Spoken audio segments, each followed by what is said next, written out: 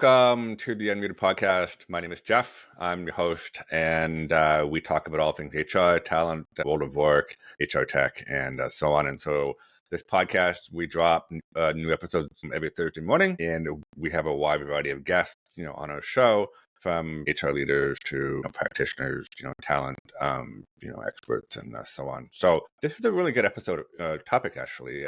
It's called Uncomfortable but Unstoppable, taking ownership of your career. I've been working for almost 25 years, so it makes me feel quite old. But having said that, there's been a lot of really consistent things that I believe in, and we'll dive into what some of those things with Jade, who was our guest, to talk about how you can really take ownership in your career. But I just want to make, just a couple of key points. And so the first one is around true career growth. Isn't about staying in your comfort zone, right? So obviously, if you're going to stay in your comfort zone, the likelihood of you pushing ahead in your career will drop quite a bit.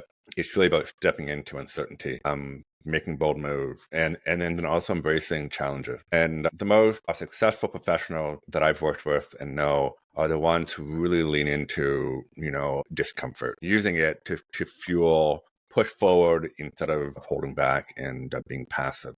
So that's the first point. Second point is really about no one really cares about your career as much as you do, right?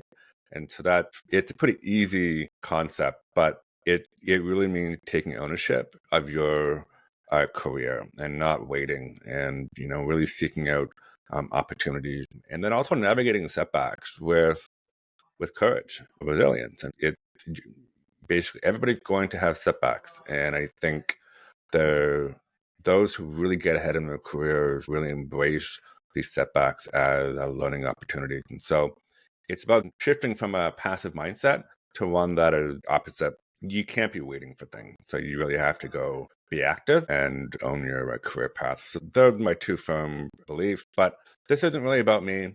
We're going to talk about our guest, Jade Garrido, who's based in Toronto. She's an HR leader in the tech space here in Canada. And it's great to have you on the Unmuted podcast. Thank you, Jeff. Thank you for the welcome. I appreciate it. Absolutely. So before we get into our topic, can you just tell us a bit about you and your work? Yeah, I've been very fortunate in my career. I tend to join startups that are at their very early stages, early beginnings, that never had a head of people before. And so I dive in and I make HR a business priority. So part of my role today at ShakePay is I develop talent. I work to retain talent. I focus on performance of employees, as well as innovation and long-term success within the company. My HR team today is about 5 people. We have about half recruiters and half HR gen, and then of course myself. And we're a tight knit team. We do a lot of work together, and we've grown quite a bit last year, 2024. Constant changes in this environment. ShakePay is a company that I've known, and so they're in the crypto space, right?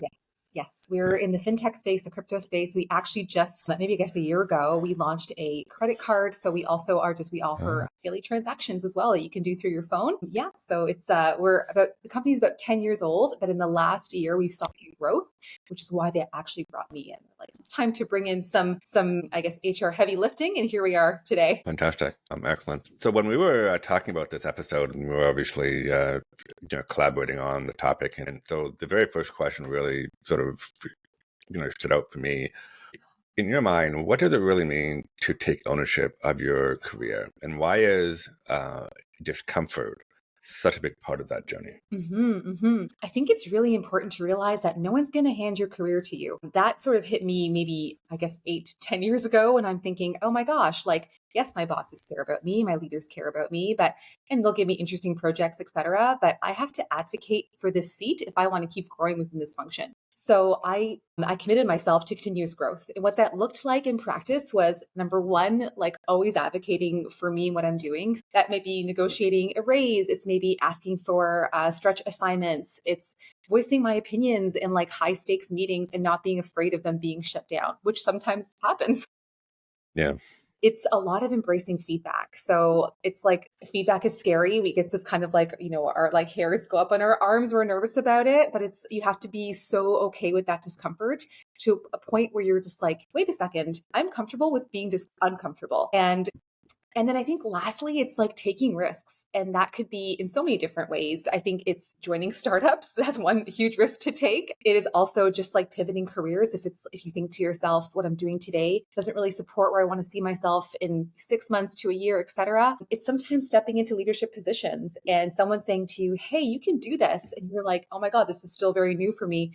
I've never done this type of role before. Taking a chance and just trying something totally new. Those are excellent points. And I think we're going to dive into some of those things now, because I think most people would be thinking, well, that's sort of easier, to say, but to do it is hard. And I can attest to that. Naturally, humans don't like change, and we're afraid of change for the most part.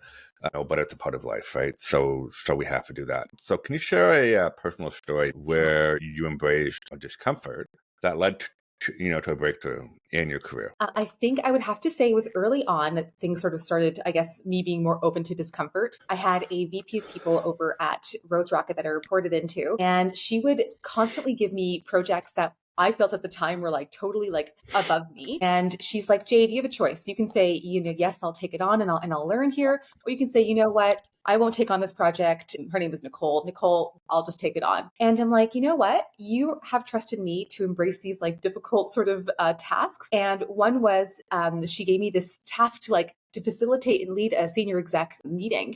And I'm like, it was a room of, I will be honest, it was all males. I was like early in my career. And I'm like, okay, she says I can do it. I was very nervous going into it, but I did it and it was fine. And it actually turned into a program that we actually grew within the company of like a leadership 101. And today, fast forward, oh my God, now I'm aging myself, 8 years. And I constantly lead leadership trainings. I constantly do team-wide trainings. And it's just like something that I actually enjoy doing. So like throw me in, Right. fine, I'll be bold and figure it out. But it was that like early time when she kind of flipped the switch for me and she was like, here, take it. And I'm like, okay, it's a new thing. So you needed someone to push you, which I think like most people need as well. But I think the other thing too that I've always realized is that we have these fears, but things always work out if you really work hard at it, right? So they have their ways of meandering through a path, and they end up working out, and it's not as bad as you thought. And I think that is a real lesson. Yes, Yeah. yes, it's fine. We talked a bit about fear, right? Obviously, fear is a major human thing. It's natural for us to have fear. We have to have fear. But in this context here, when it comes to fearing doing something with your career, what are some practical ways that you think people can do to push past their fear and then take bold steps in their professional growth? I think it's really important in like both personal and professional growth is reframing fear as like when you're like, oh, I'm nervous about this, what's actually happening is, oh, you're going to grow from this if you try it out. So seeing fear as like a green light versus a red light and asking yourself, like you said earlier, what's the worst that can happen? What's the best that can happen? And I think most importantly, what will happen if I do absolutely nothing? So that's number one. And I think with that, looking at this like perhaps big project or big task, et cetera, not as a big overwhelming thing to do, but taking small calculated risks and kind of building a habit of doing hard things. So like, for instance, like maybe, you're quiet in meetings, you see big voices around you. Maybe I say, today, this morning meeting, I'm going to put my hand up and speak up about something, even if I'm wrong.